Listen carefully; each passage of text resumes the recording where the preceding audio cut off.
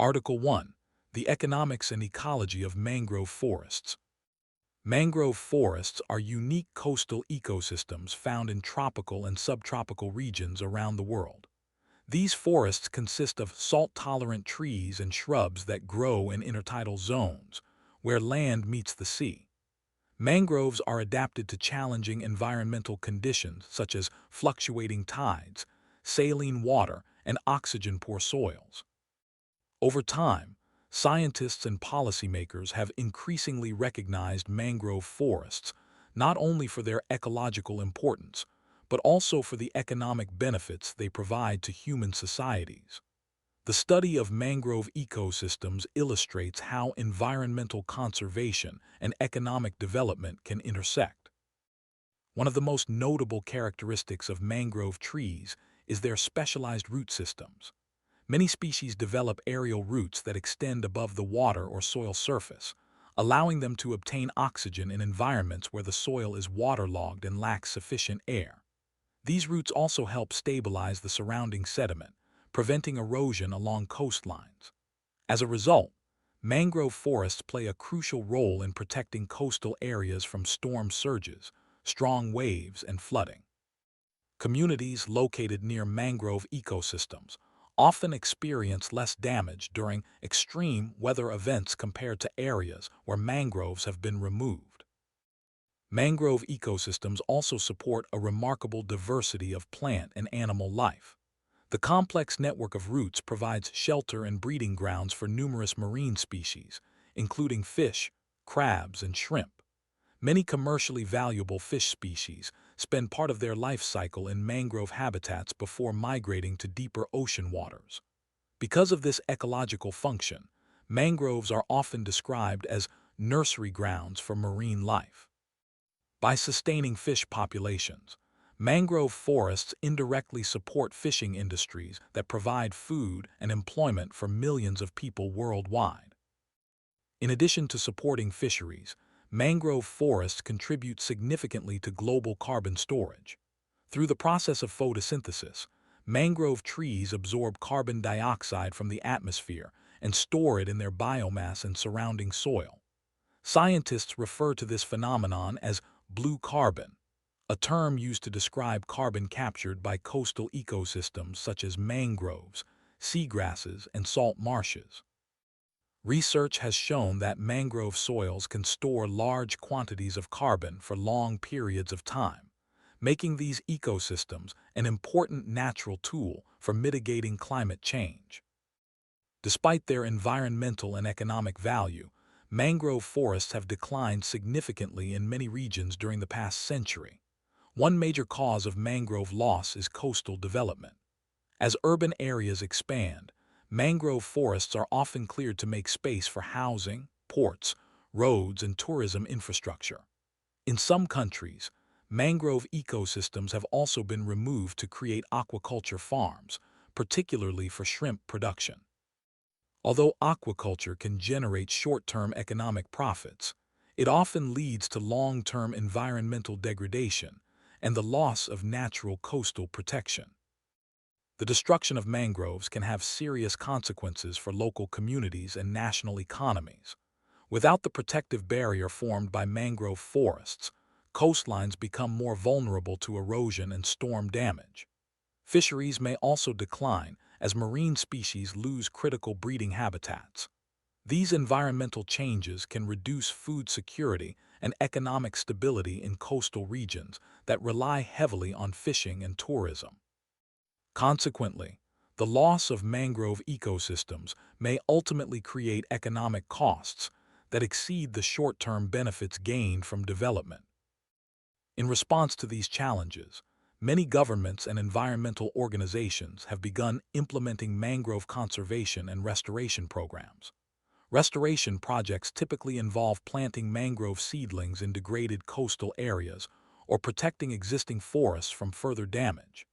Successful restoration requires careful planning because mangrove species grow best under specific environmental conditions, including appropriate tidal patterns and soil composition. Scientists often collaborate with local communities to identify suitable restoration sites and monitor ecological recovery over time. Economic incentives are also increasingly used to encourage mangrove conservation.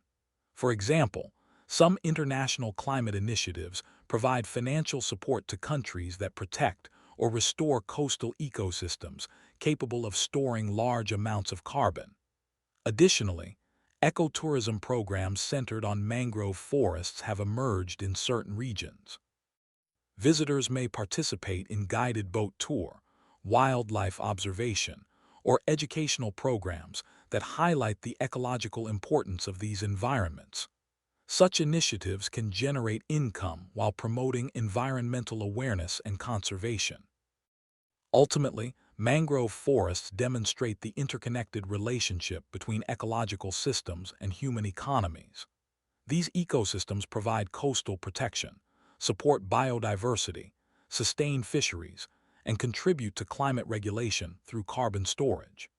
As researchers continue to study mangroves and their functions, it has become increasingly clear that preserving these environments offers both environmental and economic benefits. Understanding the value of mangrove ecosystems may help guide future policies that balance economic development with the long-term sustainability of coastal regions.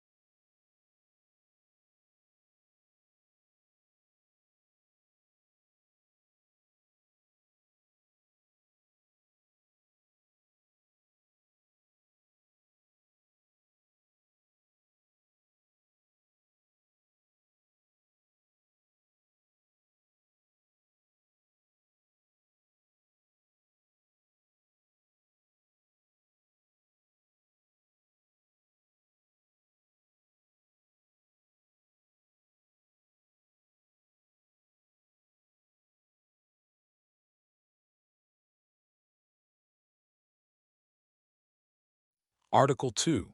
The development and impact of containerization in global shipping. Modern international trade relies heavily on efficient transportation systems capable of moving large quantities of goods across vast distances. One of the most significant innovations in this field was the development of containerization, a shipping method that uses standardized metal containers to transport goods. Before containerization became widespread in the mid-20th century, cargo was typically loaded and unloaded manually in a process known as breakbulk shipping. This traditional system required individual items to be handled separately, making shipping slow, expensive, and prone to damage or theft. The introduction of standardized containers fundamentally transformed global trade by greatly increasing the speed and reliability of cargo transport. The concept of containerization gained momentum in the 1950s when transportation entrepreneurs began experimenting with large steel containers that could be easily transferred between ships, trucks, and trains. These containers were designed according to standardized dimensions, allowing them to fit securely on various types of transport vehicles. This innovation made it possible for goods to be packed into a container at a factory or warehouse and remain sealed until they reached their final destination. By eliminating the need to repeatedly handle individual items during transit, containerization significantly reduced labor costs and shipping times. The efficiency gains associated with container shipping quickly attracted the attention of shipping companies and port authorities. Specialized container ships were designed with large storage areas capable of carrying thousands of containers simultaneously. At the same time, ports began investing in cranes and automated systems capable of lifting containers quickly between ships and land-based transportation. These technological improvements allowed ports to process cargo at speeds that were previously unimaginable. As a result, international shipping became not only faster but also more predictable, which encouraged the expansion of global supply chains. Containerization also reshaped the geography of port cities. Traditional ports located near dense urban centers often lacked the space required to accommodate large container ships and specialized cargo equipment. Consequently, many countries began constructing new container terminals in areas with deeper harbors and larger land areas. In some cases, these developments shifted economic activity away from historic city ports toward newly built logistics hubs. Such changes altered patterns of employment and urban development in many coastal regions around the world. Another major consequence of containerization was the dramatic reduction in shipping costs. Because containers allowed cargo to be handled more efficiently and securely, transportation companies were able to move goods at a much lower cost per unit. This reduction in transportation expenses played a significant role in facilitating globalization. Manufacturers could relocate production to regions with lower labor costs while still maintaining access to international markets. As a result, global manufacturing networks expanded rapidly during the late 20th century. While containerization created many economic advantages, it also introduced new challenges for workers in the shipping industry. In the era of breakbulk shipping, large numbers of dock workers were needed to load and unload cargo manually. The adoption of container technology significantly reduced the demand for such labor. Although new jobs emerged in logistics management and equipment operation, many traditional port workers faced unemployment or were forced to retrain for different occupations. This transition illustrates how technological innovation can simultaneously create economic growth and social disruption. Security and regulation also became important concerns as container shipping expanded. Because millions of containers move through global ports each year, inspecting every shipment is extremely difficult. Governments and international organizations have therefore developed systems to monitor cargo using electronic tracking, risk analysis, and scanning technologies. These measures aim to prevent illegal activities such as smuggling while maintaining the efficiency that containerization provides. Balancing security with efficiency remains an ongoing challenge for international trade authorities. Environmental considerations have also emerged as a significant topic in discussions about container shipping. Although containerization improves logistical efficiency, the ships used in global trade consume large amounts of fuel and contribute to air pollution and greenhouse gas emissions. Researchers and policymakers are increasingly exploring ways to reduce the environmental impact of maritime transportation. Proposed solutions include developing more fuel-efficient ship designs, using alternative fuels, and improving logistical coordination to minimize unnecessary travel. Despite these challenges, containerization remains one of the most influential innovations in the history of modern commerce. By standardizing the way goods are transported across different modes of transportation, container systems have made international trade faster, cheaper, and more reliable. This transformation has enabled companies to operate complex global supply chains and has connected producers and consumers across continents. As global trade continues to evolve, the principles established by containerization will likely remain central to the movement of goods in the modern world.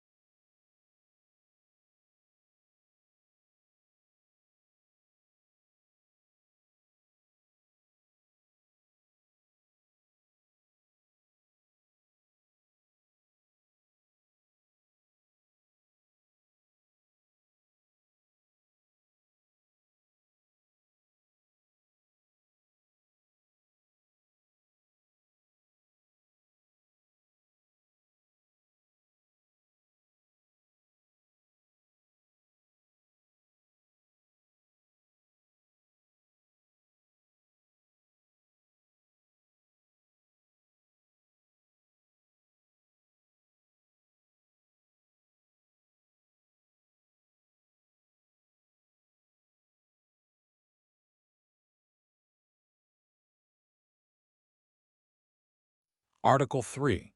The role of keystone species in ecosystem stability. In ecological research, scientists often attempt to understand how complex ecosystems maintain balance despite constant environmental changes. One concept that has become particularly important in this field is that of the keystone species. A keystone species is an organism that has a disproportionately large effect on its environment relative to its population size.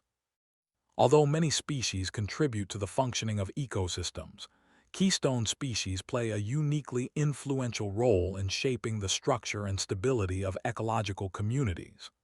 Their presence, or absence, can significantly alter the composition of species and the functioning of entire ecosystems. The term keystone species was first introduced by ecologist Robert Payne in the 1960s while studying marine ecosystems along the Pacific coast of North America. Payne observed that a particular species of sea star preyed on several types of shellfish that competed for space on rocky shorelines. When he experimentally removed the sea stars from certain areas, the shellfish populations increased rapidly and dominated the habitat. This expansion crowded out many other organisms that had previously shared the environment. The experiment demonstrated that the sea star, though not the most numerous species, played a critical role in maintaining biodiversity. Keystone species influence ecosystems in a variety of ways. Some act as predators that regulate the populations of other organisms, preventing any single species from becoming overly dominant. Others function as ecosystem engineers, meaning they physically modify their environment in ways that create new habitats for other species. For example, certain animals may dig burrows, build structures, or alter vegetation patterns. These activities can affect soil composition, water flow, and the availability of shelter for numerous organisms. One well-known example of a keystone species is the sea otter in coastal marine ecosystems of the North Pacific Ocean. Sea otters feed heavily on sea urchins, which are herbivores that consume kelp, a type of large marine algae.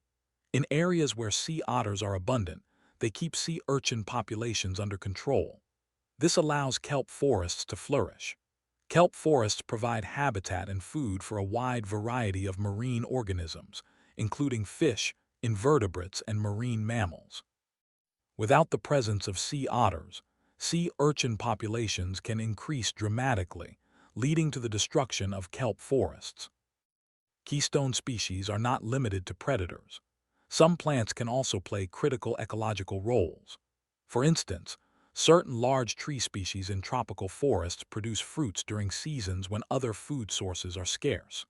These trees sustain numerous animals, including birds, monkeys, and insects. By providing a reliable food supply, they help maintain stable populations of animals that might otherwise decline during periods of resource scarcity. In this way, a single plant species can influence the survival of many other organisms within the ecosystem. The removal or decline of a keystone species can trigger what ecologists call a trophic cascade. A trophic cascade occurs when changes at one level of the food chain cause a series of effects throughout the ecosystem.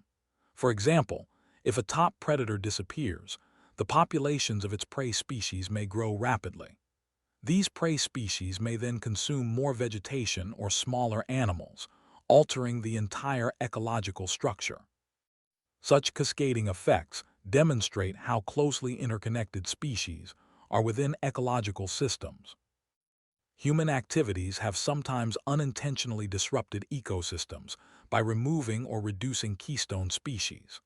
Overhunting, habitat destruction, pollution, and climate change can all threaten species that play critical ecological roles.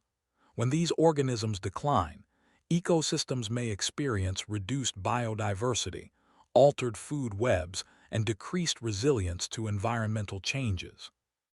In some cases, ecosystems may shift into entirely different ecological states that are difficult to reverse. Recognizing the importance of keystone species has influenced modern conservation strategies.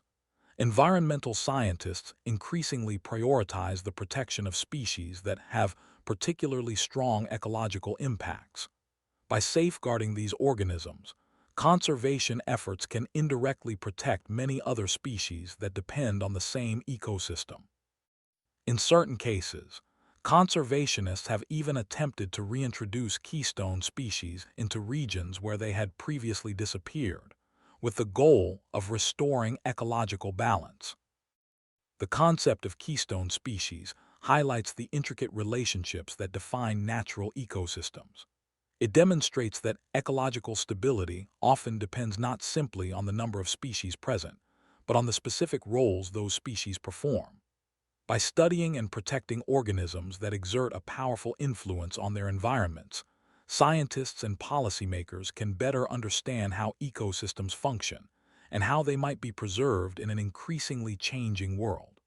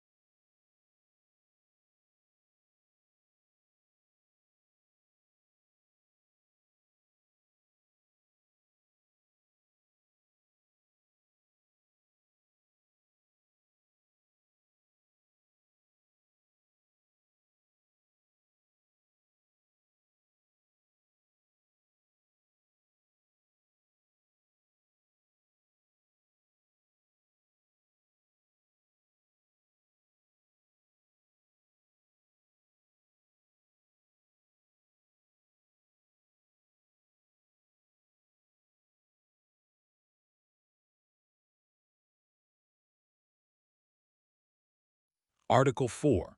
The formation and scientific importance of fossils. Fossils provide some of the most important evidence for understanding the history of life on Earth. A fossil is the preserved remain, impression, or trace of an organism that lived in the distant past. These remains are typically found embedded in layers of sedimentary rock, where they have been preserved for thousands or even millions of years. By studying fossils, scientists can reconstruct ancient ecosystems, identify extinct species, and trace the evolutionary relationships between different organisms. Fossils therefore serve as valuable records of biological and environmental changes throughout geological history. During fossilization, the original biological material of an organism is often replaced by minerals. This process, known as mineralization, occurs when groundwater rich in dissolved minerals passes through buried remains. Minerals such as silica, calcite, or iron compounds gradually fill the microscopic spaces within bones or shells. Eventually, the original organic material may decay completely, leaving behind a mineralized replica of the organism's structure. This process allows delicate details of bones, teeth, or shells to be preserved for extremely long periods of time. Not all fossils consist of preserved body parts. In some cases, fossils take the form of impressions or molds left in sediment. For example, when an organism such as a shellfish or plant leaf becomes buried in soft sediment, it may dissolve over time while leaving behind a hollow imprint of its shape. If this imprint later fills with minerals or sediment, a cast fossil may form that reproduces the organism's external appearance. Such fossils can provide important information about the shape and surface features of ancient organisms. Another important category of fossils is trace fossils. Unlike body fossils, trace fossils do not preserve the physical remains of organisms. Instead, they record the activities or behaviors of ancient life forms. Examples of trace fossils include footprints, burrows, feeding marks, and trails left in soft sediment. These traces allow scientists to study how organisms moved, hunted, or interacted with their environment. In many cases, trace fossils reveal aspects of behavior that cannot be determined from skeletal remains alone. The age of fossils is determined using a variety of scientific techniques. One common method is relative dating, which examines the positions of fossils within layers of rock. According to the principle of superposition, deeper rock layers are generally older than layers found above them. By comparing the locations of fossils within these layers, scientists can determine the sequence in which different organisms appeared in the fossil record. This method allows researchers to reconstruct the chronological order of major evolutionary events. In addition to relative dating, scientists often use radiometric dating to estimate the absolute age of fossils. Radiometric dating measures the decay of radioactive elements found within rocks or nearby geological materials. Certain isotopes decay at predictable rates over time, allowing scientists to calculate how long the process has been occurring. By analyzing these isotopes, researchers can estimate the age of fossils with considerable accuracy, sometimes reaching back hundreds of millions of years. Fossils have played a crucial role in shaping modern scientific understanding of evolution. By examining fossil sequences, scientists can observe gradual changes in anatomical structures across long periods of time. Transitional fossils, which display characteristics of both ancestral and descendant groups, provide strong evidence that species evolve through a process of modification over generations. Such discoveries have helped confirm that many modern organisms share common evolutionary origins. Despite their importance, the fossil record is incomplete. Many organisms that lived in the past left no fossils at all because their bodies lacked hard parts or because the conditions required for fossilization were absent. Additionally, geological processes such as erosion, tectonic activity, and volcanic events can destroy fossils before they are discovered. As a result, scientists must interpret the fossil record carefully, recognizing that it represents only a partial record of Earth's biological history. Nevertheless, fossils remain one of the most valuable tools for understanding the development of life on Earth. They provide direct physical evidence of organisms that lived long before human observation was possible. By combining fossil evidence with geological and biological research, scientists continue to refine their understanding of evolution, environmental change, and the complex interactions that have shaped life throughout Earth's long history.